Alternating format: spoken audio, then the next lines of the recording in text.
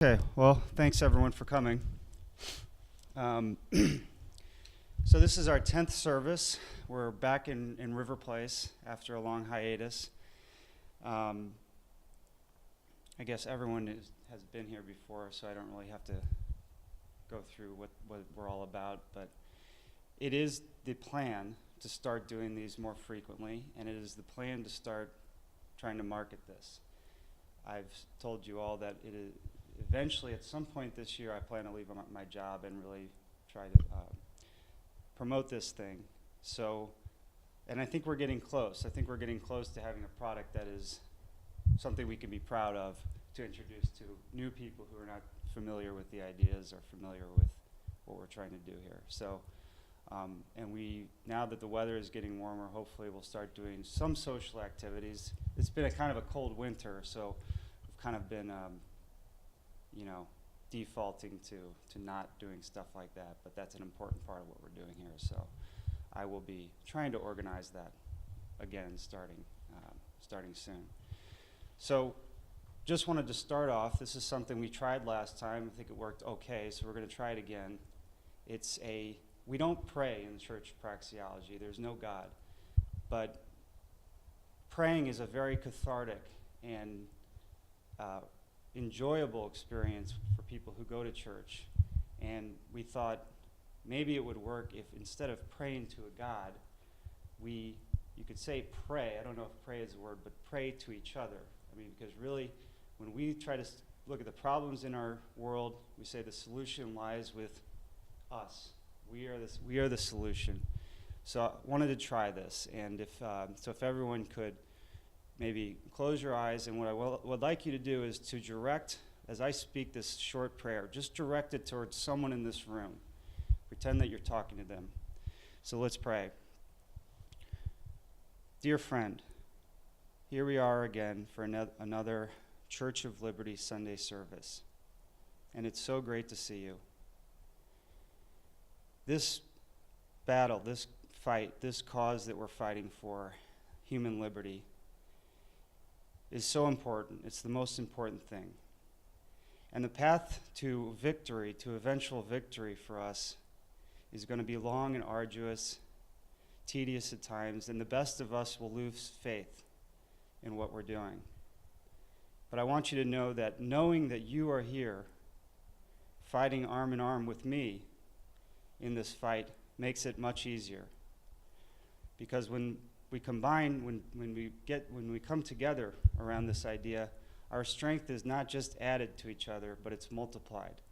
So I want to thank you for coming, and I hope that you continue to come to help this organization grow as we continue on this important fight we have for human liberty. Amen. So I don't know if using the prayer and let us pray or amen is appropriate, but this is something we're trying. So now Gavin is going to read the dedication to liberty.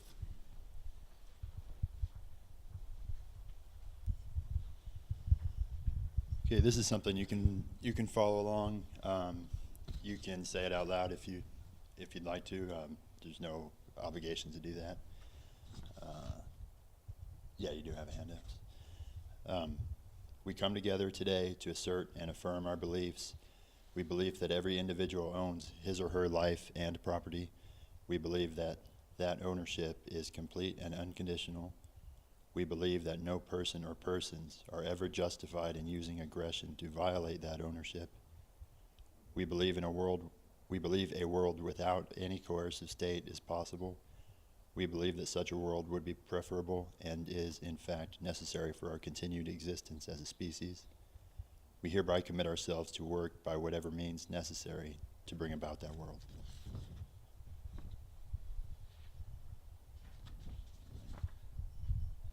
Justin?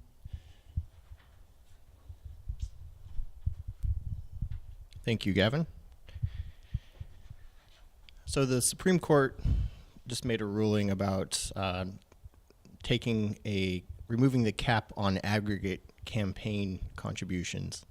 So this has reignited the contentious debate about the role of money and in democracy, and what are its causes and consequences. My talk isn't directly focused on that, but I just thought it was kind of interesting timing. It's something to think about. So my talk is entitled "The Case for Government Regulation of Democracy," which sounds interesting, and I hope you find it so. But I would like to first make the case, or kind of just state the obvious that should be apparent to everyone here, of how value is created in voluntary transactions.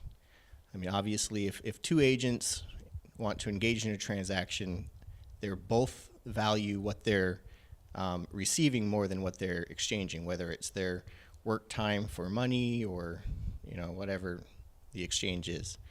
That should be obvious to anyone here. That's how value is created, even if there is no new material created. Just the fact that people have subjective values of what they're trading means that net value is created. And so that's apparent. You can prove this with a mathematical proof. It's called the Arrow-Debreu theorem. You can prove it through logic, like we do in Praxeology. I mean, obviously, if they didn't think they were engaging in a value-creating action, they wouldn't do it. So there's a lot of ways to understand this. Now, here's a quiz. What are, I can think of two. What are two situations whereby you could call this a market failure, where it is not net value creating?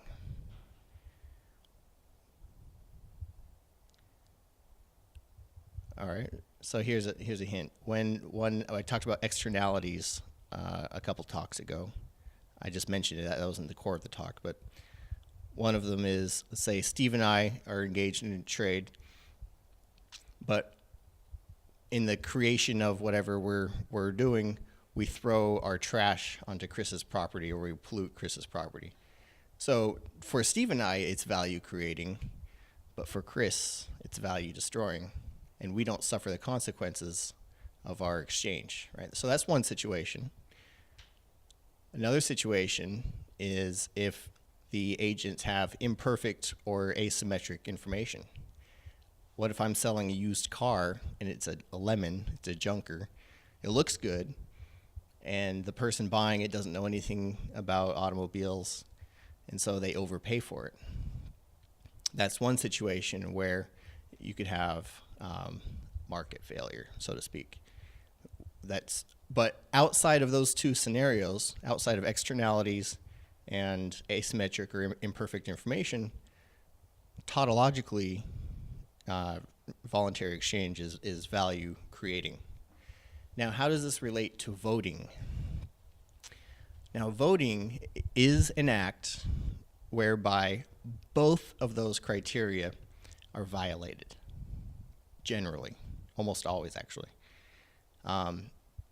Now, voting, you could argue, isn't a voluntary exchange, but ignoring that for a moment, it is a situation where the voters are typically ignorant of what they are voting on, or they are electing representatives or agents who might be more specialized, but they often don't know what they're voting on. And so you have a principal-agent dilemma where through the chain, whether it's the elected official or the bureaucrats, there's really no control over what the voters think they have in mind, right? How is your typical person going to vote on, Dodd-Frank legislation, or, they don't know anything about banking and finance laws. So even in the direct representative democracy, you're representing, or you're electing people who you don't really know what their views on policies are. If you ask the average person, they are very ignorant of politics, and they're also hold highly irrational views. So the perfect information criteria clearly fails when it comes to voting, especially in politics on a national scale. Maybe at your local level, you could argue it's slightly less so, but clearly elections and voting suffers from that. And the other problem is externalities. People who vote, the cost of going to the voting booth is relatively small. You're just waiting in line and filling out a piece of paper or whatever. But the consequences of that might be pushed off onto someone else. And sometimes this is explicitly the goal, right? We're going to tax the rich or whatever, right? It's not the rich people who are voting to raise those people's taxes. It's everyone else. So this is often the purpose of politics, is to redistribute resources or whatever, because people don't think the current distribution is fair. So that explicitly creates an externality for another party, for the losing party. Right? This is why democracy is like two wolves and a sheep deciding what to eat for dinner, right? So the very same people who hold democracy, small d democracy, as a cherished institution are often the same people who are calling for regulation of the marketplace. And I won't name any names like Elizabeth Warren, but just to use her as an example,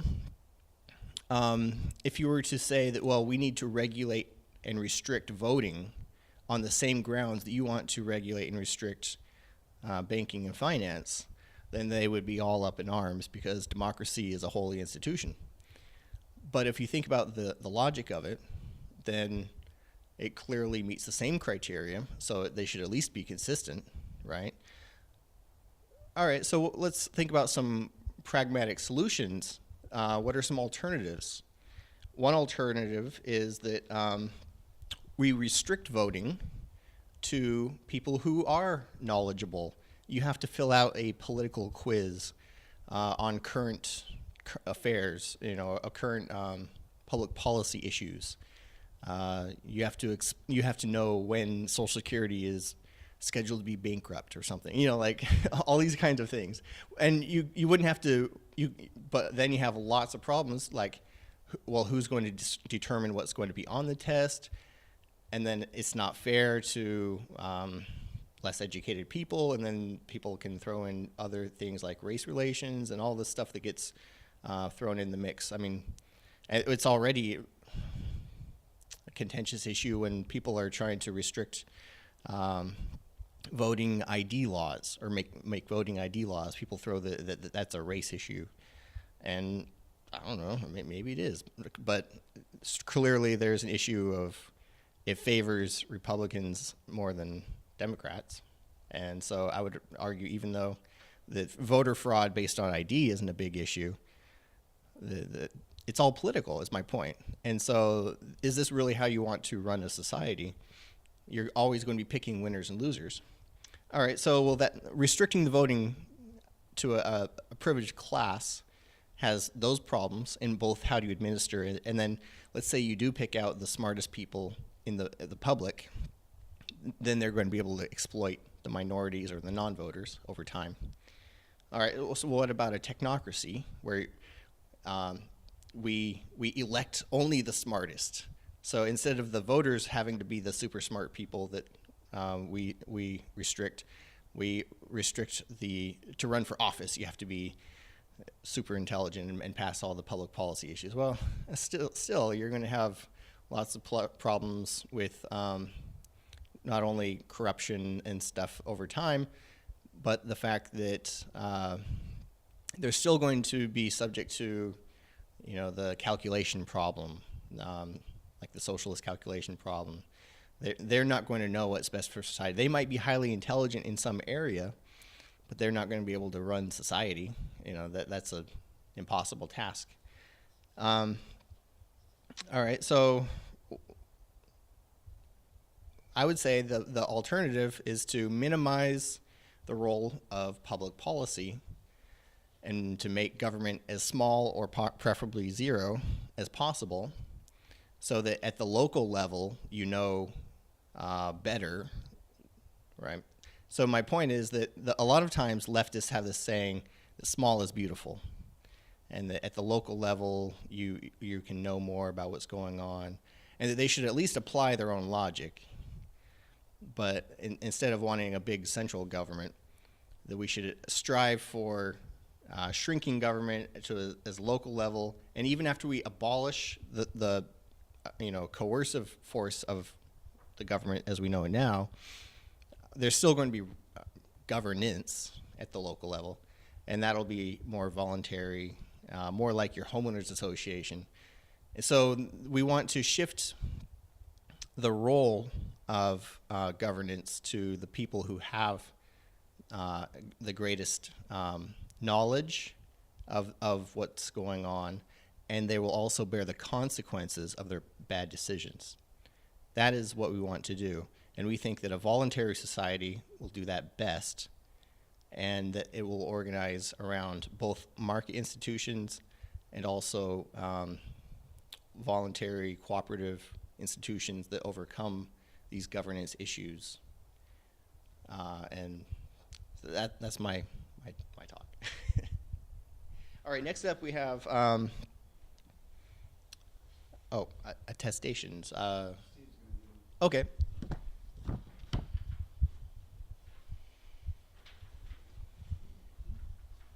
Thank you.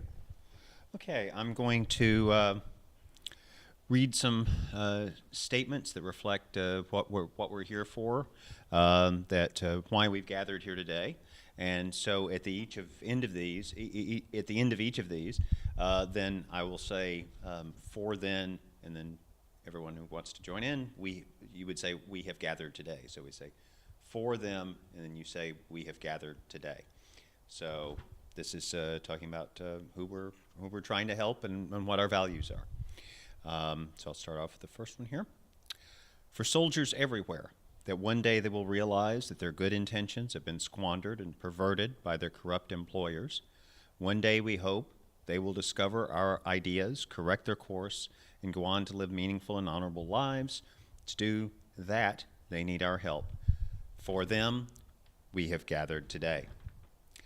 For Chelsea Manning, Julian Assange, Edward Snowden, and other whistleblowers whose acts of conscience and pursuit of justice have brought them persecution, for the strength to persevere, they need our support. For them, we have gathered today. For the poor, whom the powerful often try to exploit, they are told lie after lie until they become confused about who they should blame for their misfortunes. One day we hope they will see the truth and join with us. For them, we have gathered today. For the people of Ukraine and Crimea, who have become unwitting pawns in a deadly feud between two criminal gangs, that one day each of them will be able to live in a world of peace and prosperity, untrammeled by violence or subversion. For them, we have gathered today. For those of us who love liberty, that we will never falter and never tire in the fight for this cause we love, that one day we will see our labor rewarded with liberty, that one day we will rejoice in victory. For them, we have gathered today.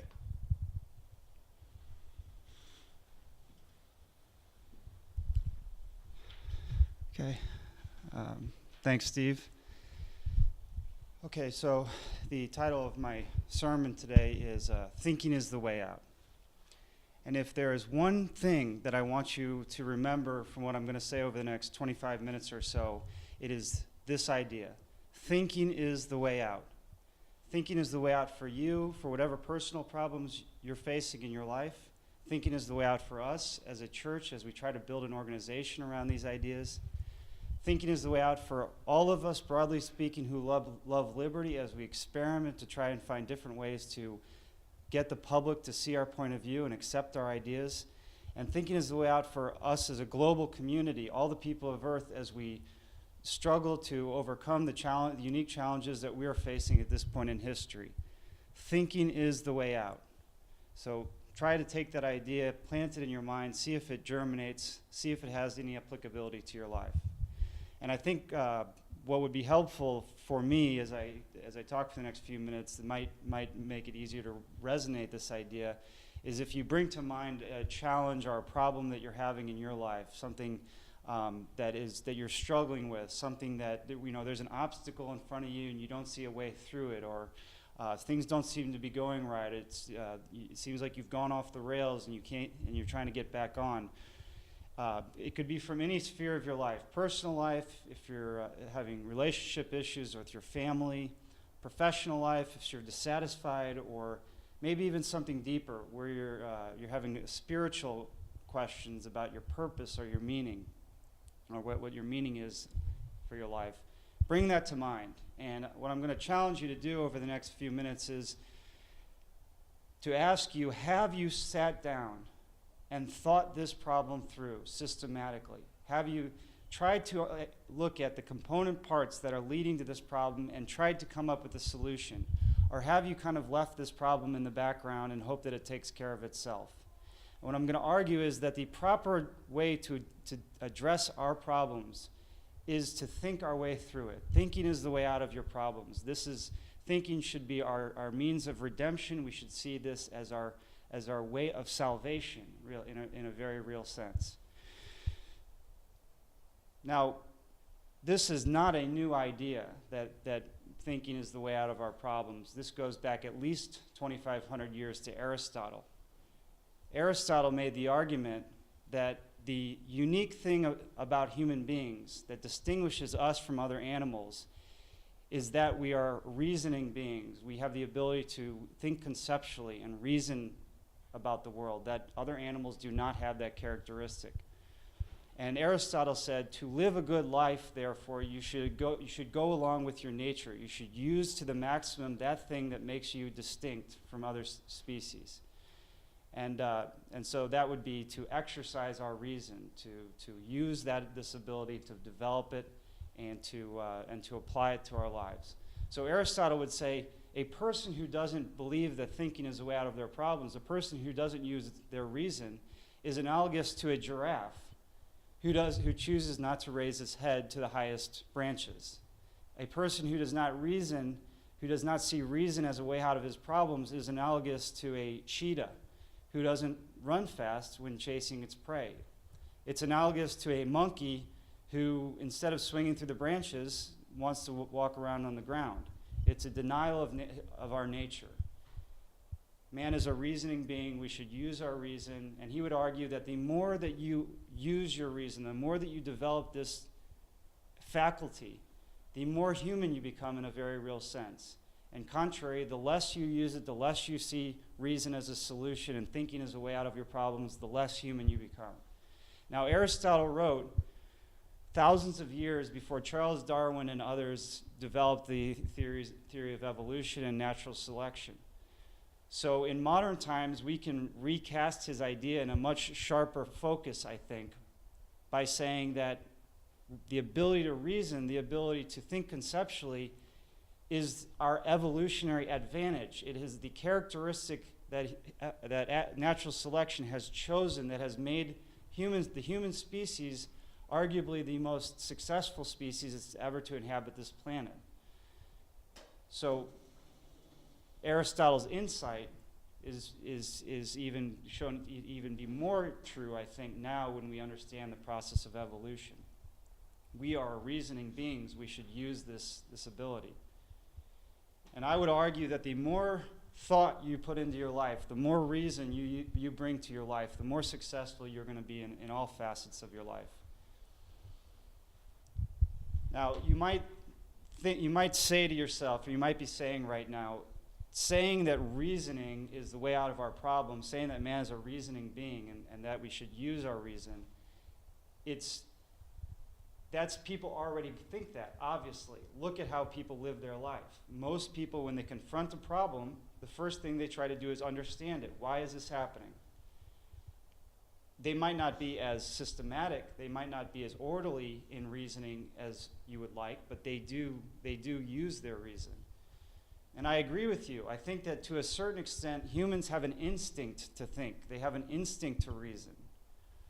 But the problem is they have not abstracted the way they live their life, this instinct to reason. They have not abstracted it many times into a principle. They haven't made it a tenet of philosophy. They don't have the self-awareness of what they're doing. In other words, most people, when they confront a problem, they try to think their way through it. But they don't say, here's a problem, I'm a reasoning being. Therefore, I'm going to solve this by thinking. And this is a big distinction, because when you make something a tenet of philosophy, when you make it a principle that I am a reasoning being, I deal with the world through reason, then you will apply it consistently across the board in all applications of your life. And this makes a big difference which all of us know when we talk to people about the state. There's an inconsistency there. We go to people and we say, look at how you live your life. You live your life through reasoning. You live your life thinking your problems out. But then you support the state. And the state is the exact opposite. The state uses force. The state uses coercion. The state, reason doesn't come into it. How do you reconcile these two things? And most of the time, people can't reconcile them, but they don't see that that's a problem. Why? Because they haven't made it a principle that they're reasoning beings, and this is how they deal with the world. So thinking is the way out of our problems. Now, maybe let's say that, this is so far you've been somewhat convinced. You're like, Aristotle makes a good point. We're reasoning beings. I think that we should reason our way out of our problems. It's clear to me, too, that most people do reason their way out of their problems. They just are not aware of it. They're not self-conscious of it. Then what?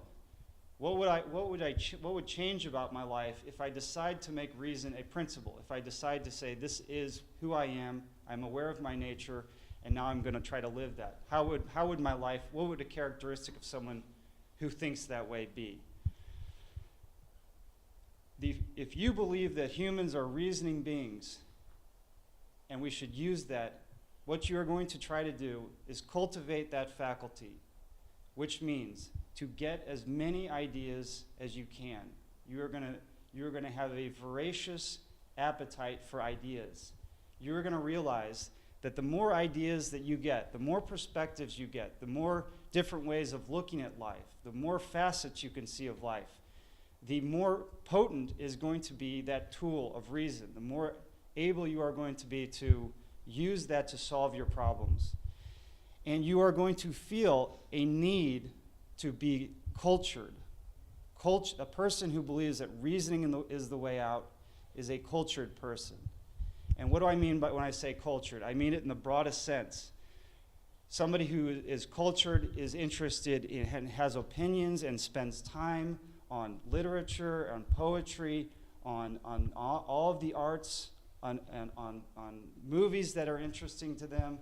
This person wants to know history. This person wants to know about economics, what the advances in science are. All of these things add up to make somebody cultured. And I encourage everyone to spend time on these kinds of activities. Spend time improving yourself. Spend time thinking through things. It's not a waste of time. It is. I think that many people on a certain level, they say, I know I should read more. I know I should be interested in things. But they think it's a waste. They think that, if I spend 5 hours reading, I'm not spending it on something else which has a more evident payout. And I want to encourage you to push back on that idea as much as you can. Spending time reading is not a waste. It doesn't just go away. If you or watching a movie that enlightens you or reading a poem that moves you, this is not something where it's just a transient pleasure. It sticks with you. So I have just a couple short stories to tell you that are related to that. The great Swiss psychologist Carl Jung was researching alchemy. He wanted to see if by studying these ancient alchemical texts from the Middle Ages, he could discover something about the human psyche. And at the same time, he was reading Friedrich Nietzsche. And he came across a passage in Nietzsche's Thus Spake Zarathustra, which was this odd phrase. It was this odd image. It was something, this is not right, but it was something along the lines of like, 4 drunken sailors with their hair on fire jump over the sun. Something crazy like that, And Jung read that and he's like, that's really odd. And then the next thought he had was, but I've read that somewhere. And so he goes back to these books, these old, middle-aged books that he was reading about alchemy, and he came across that exact same image. 4 drunken sailors, their hair on fire, jump over the sun. And he said, Nietzsche must have read this book. So this is a true story. So he contacted Nietzsche's sister, who was still alive at the time, and he said, did Nietzsche ever have access to this book? And Nietzsche's sister got back to Jung and said that yes, when they were 11, they had read this book together. It had been in their family library. So 40 years or 30 years after he read this thing when he was 11, it came out in one of his works.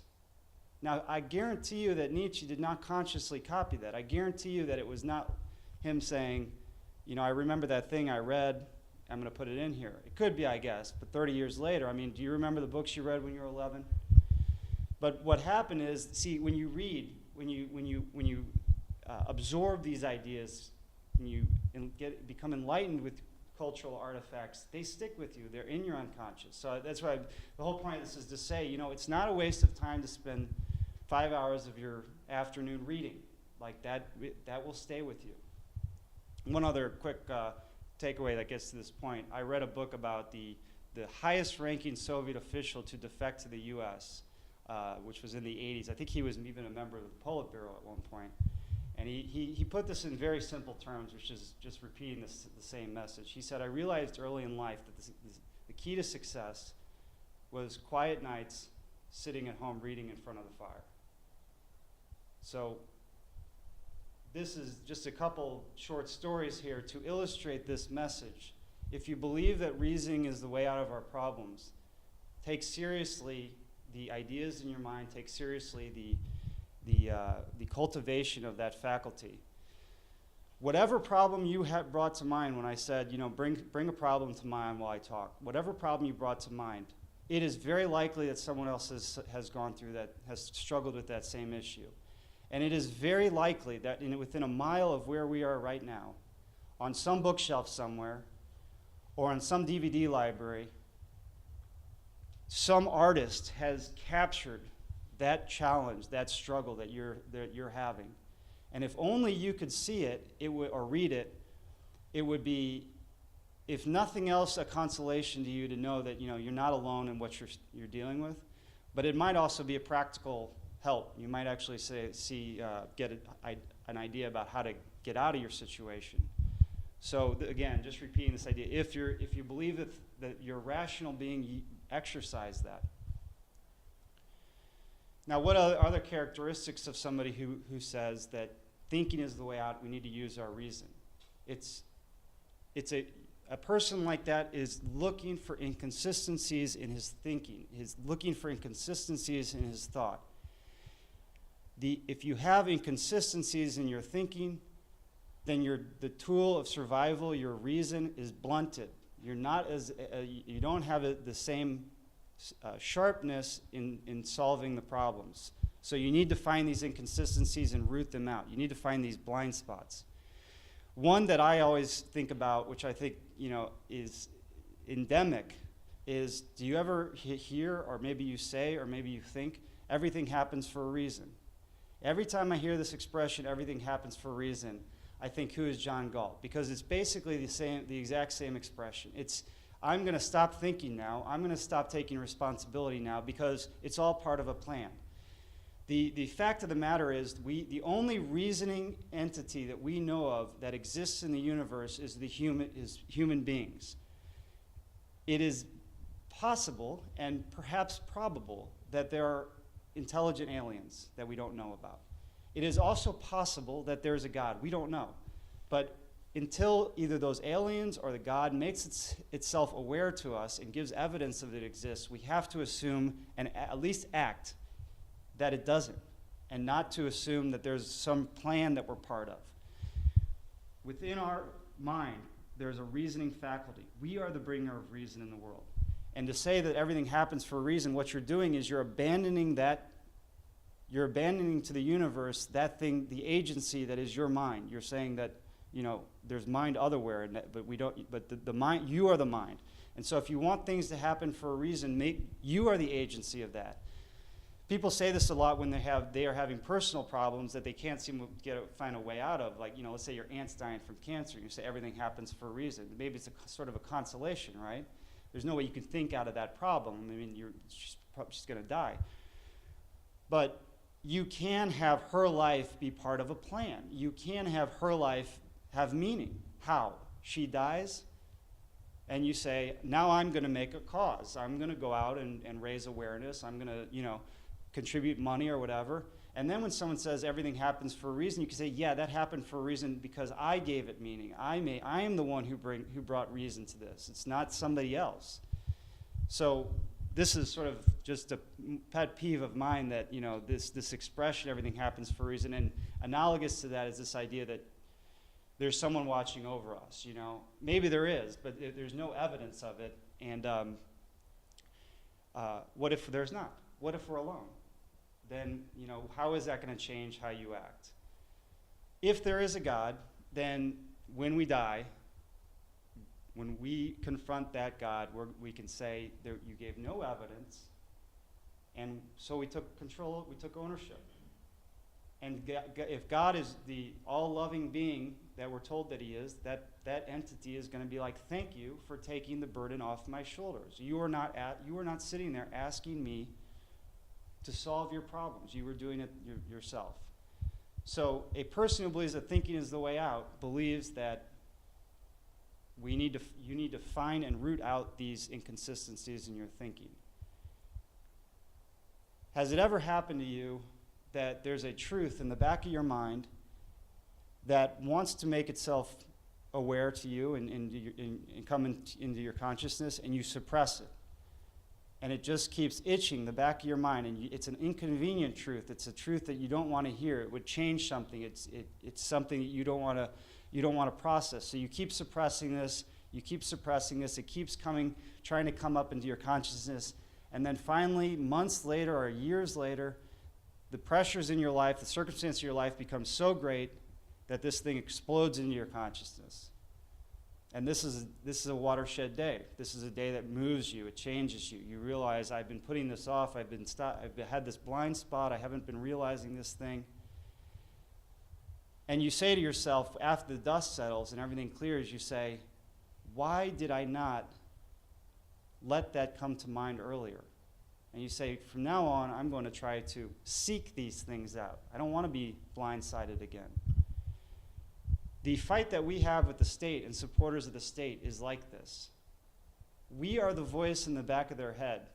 We are on an unconscious level, you could say, in the collective consciousness, insisting on these truths.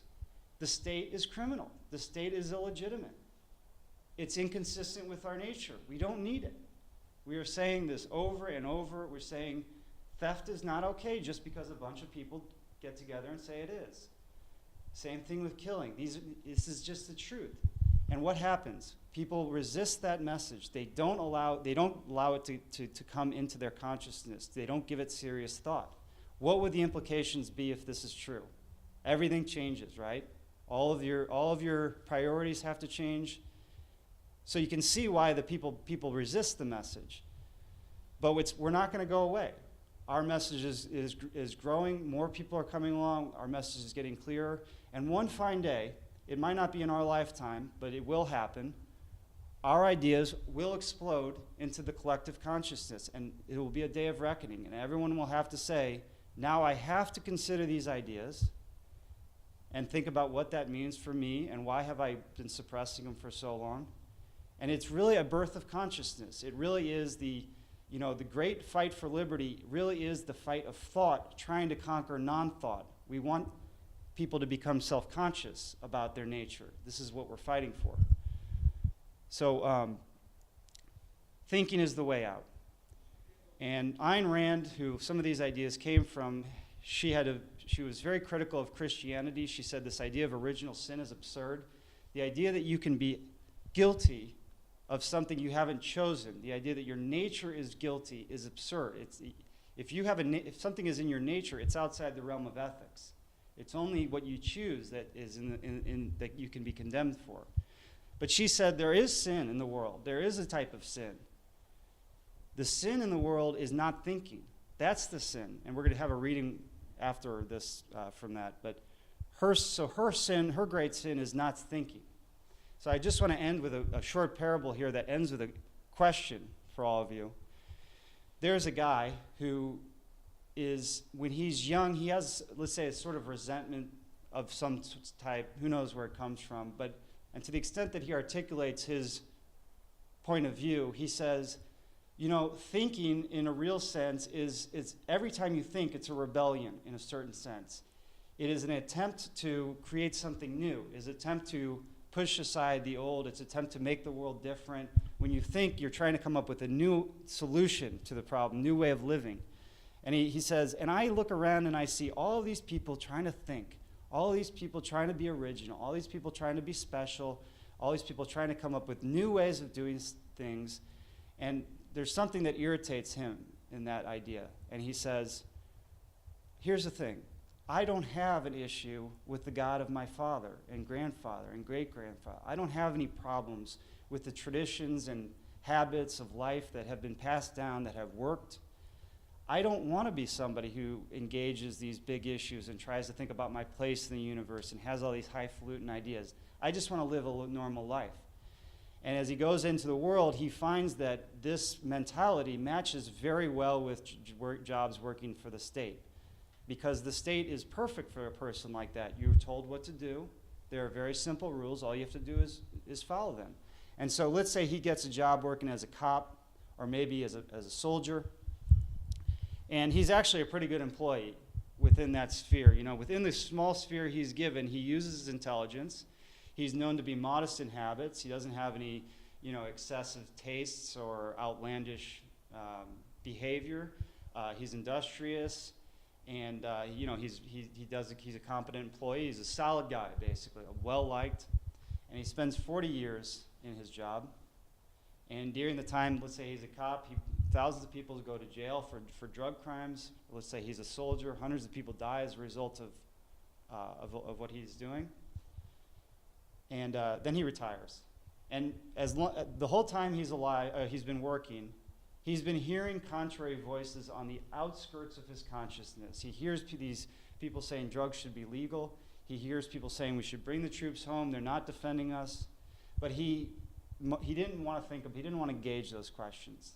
He didn't want to think about them. He had decided, I'm not going to think about this stuff.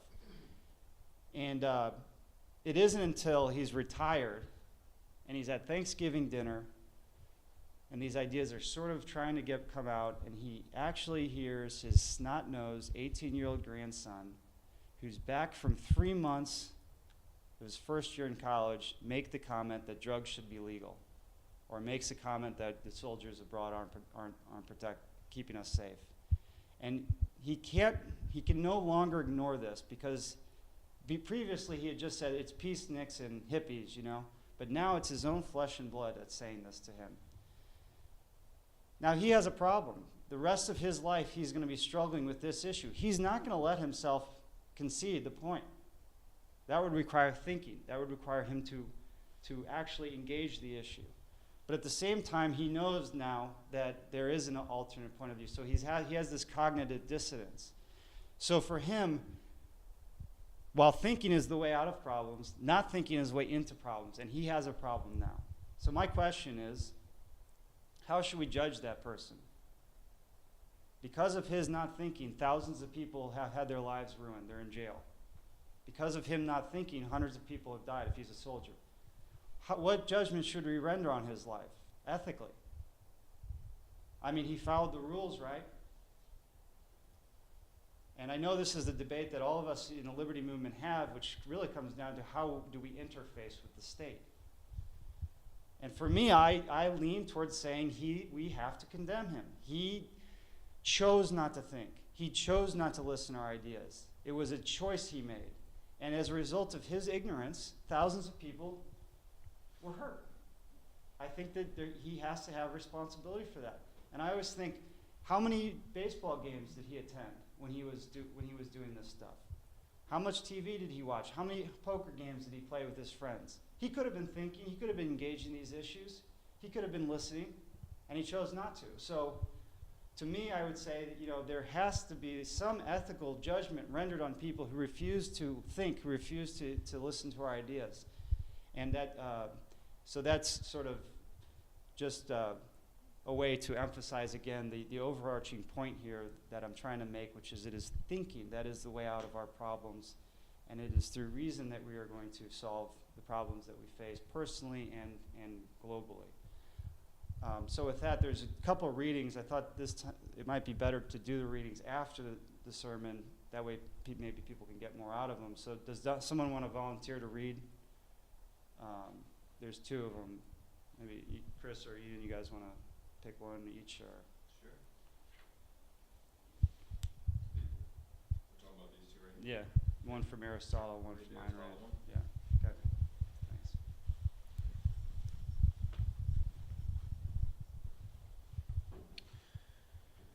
Since there are evidently more than one ends, and we choose some of these for the sake of something else, clearly not all ends are final ends, but the chief good is evidently something final. Therefore, if there is only one final end, this will be what we are seeking.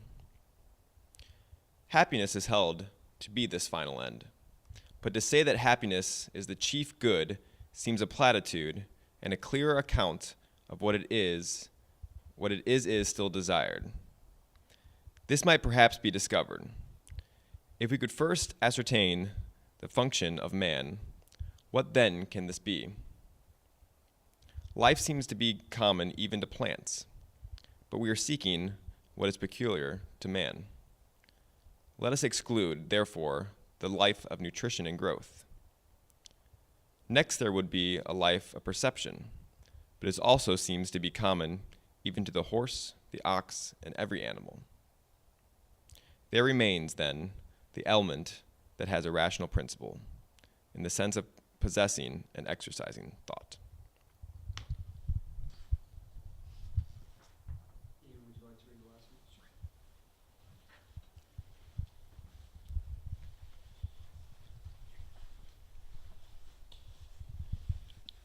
To a savage, the world is a place of unintelligible miracles where anything is possible to inanimate matter and nothing is possible to him. His world is not the unknown, but that irrational horror, the unknowable. His is the intellectual state of your modern teachers, and his is the world to which they want to bring you. They proclaim that every man born is entitled to exist without labor and is entitled to receive his minimum sustenance, his food, his clothes, his shelter, with no effort on his part, as his due and his birthright, to receive it from whom, blank out. Every man, they announce, owns an equal share of the technological benefits created in the world. Created by whom, blank out. Hoodlums who pose as professors declared that since men are not rational, there ought to be established a system that will make it possible for them to exist while being irrational, which means while defying reality. Who will make it possible? Blank out. Any stray mediocrity rushes into print with plans to control the production of mankind, and no one questions his right to enforce his plans by means of a gun. Enforce on whom? Blank out. Random females with causeless incomes titter on trips around the globe and return to deliver the message that the backwards peoples of the world demand a higher standard of living. Demand of whom? Blank out.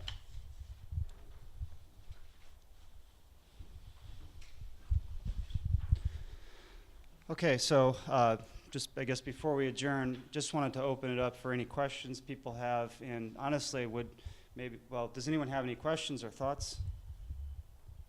Bruce? I have one, Yeah. which is on the whole question of treating people in the military as not treating them as heroes.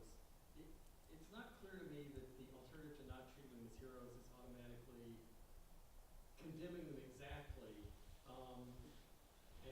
And the two things that I think of along those lines, and I mean, I've seen you and other people debate this on the internet because people get really hot about that issue. Since we're quoting Rand a lot today, the example of Cheryl Taggart, who's somebody who's really young, and she actually does what she thinks is right. She thinks that James Taggart is the heroic, rational, value-producing person. And so she marries him, and she's actually very critical of Dagny Taggart because she thinks Dagny Taggart is the evil witch in the family who's been holding her brother down. And then she eventually discovers that she's wrong, and she commits suicide. But I don't think Rand expects us to condemn Cheryl Taggart, and she might think that like we should be sad for her. She might think that we think that Cheryl Taggart should have been stronger. But overall, I think we're supposed to be sympathetic to her, and we're not supposed to condemn her as an evil person. Although, if that had actually been a military where James Taggart and Dagny Taggart were opposite armies, Cheryl Taggart is somebody who signed up with the wrong side, and then realized that she was wrong, but still initially. And I was thinking that just in the DC area, I run into so many people, usually kind of campaign for liberty, Ron Paul people, who actually are people who were really relatively uninformed 18-year-olds. Maybe they were like from Midwestern Republican families or something, and they went off to like, to use somebody's name, maybe I shouldn't because he's not here, but a lot of people may know him. I think it's JD and not James. Mm-hmm. Big, tall, bearded. Yeah. Nice guy. Although he doesn't like jackets. But anyway, he's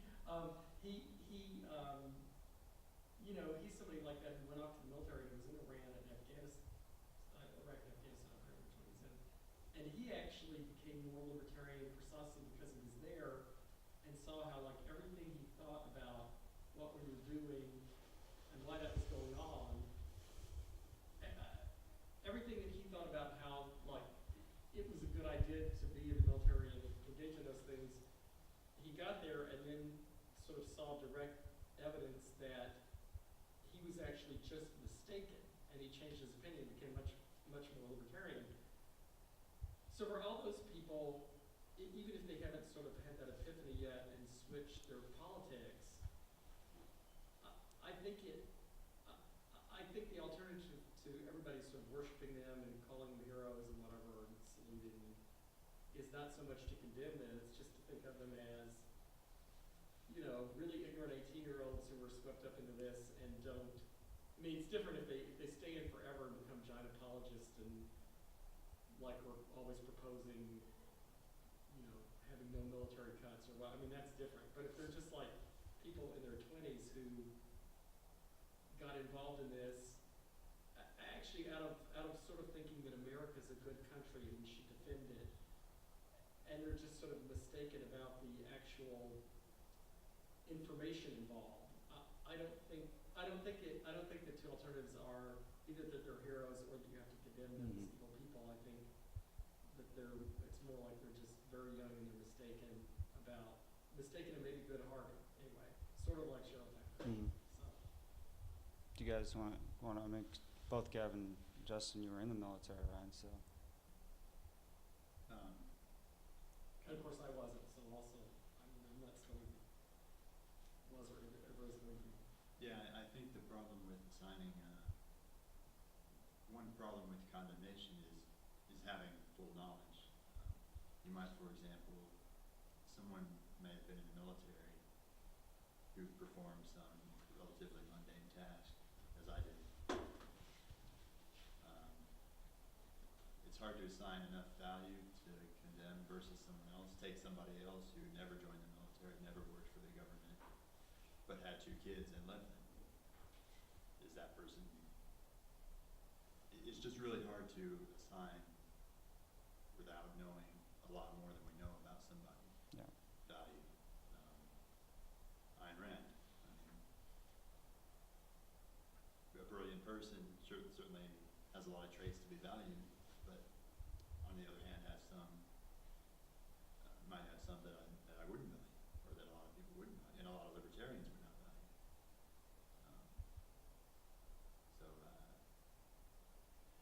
You run into a problem with having enough knowledge to know who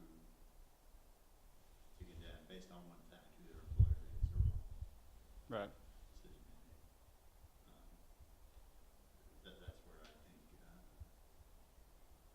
condemnation in general kind of breaks down. You only know what's public or what people tell you. The value is always in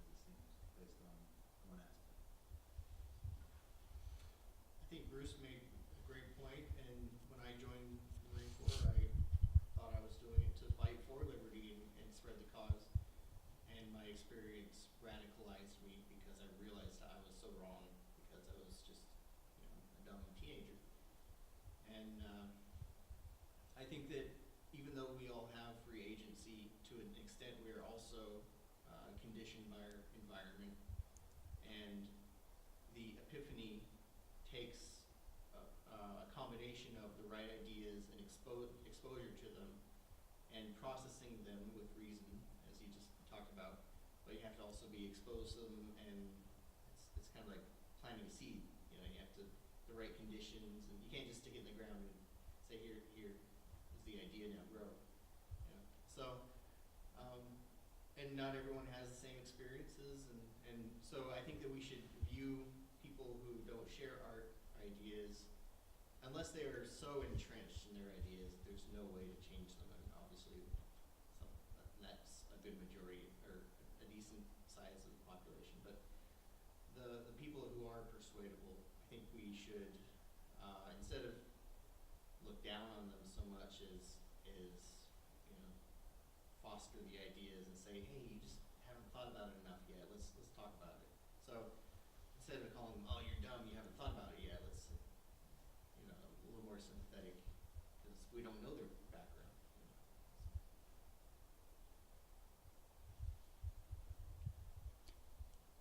know? Yeah, I mean, I guess just push back a little bit. You know, I always think if I'm someone whose sister was killed in Afghanistan, I'm sorry, but I don't care too much about, you know, your circumstances. Like, that's wrong. And but I agree that, you know, it's complex and our ideas are relatively new. And but part of also Bruce's comment, you know, I always post anti-military stuff online because no one else does it. And everyone goes along with this thing, and so the kids never learn. You're 18-year-old, you know, you never saw anything otherwise, because everyone, it's like this thing that no one wants to talk about, that maybe the military is wrong. You know, maybe these are not heroes. Maybe they're dying for nothing. No, what would that mean? Nobody wants to introduce that. I've been defriended so many times as a result of that. You don't even, I mean, it's just amazing, because it's such an open nerve for so many people. Which is exactly why I think somebody should be saying very clearly that it's not okay, you know. And I think public opinion has shifted our way on the topic of the role of military in foreign policy. After the failure of Iraq and Afghanistan, and you could even go back to Vietnam, you know, after World War II, military was sacred. Oh, yeah. But after Vietnam, and then after the 90s and the last decade, people are starting to wonder, you know, am I really going to be serving my country if I join the military? Now it's more like the benefits. Yeah. Well, it'll pay for my college. As long as I don't die, I guess it's worth it.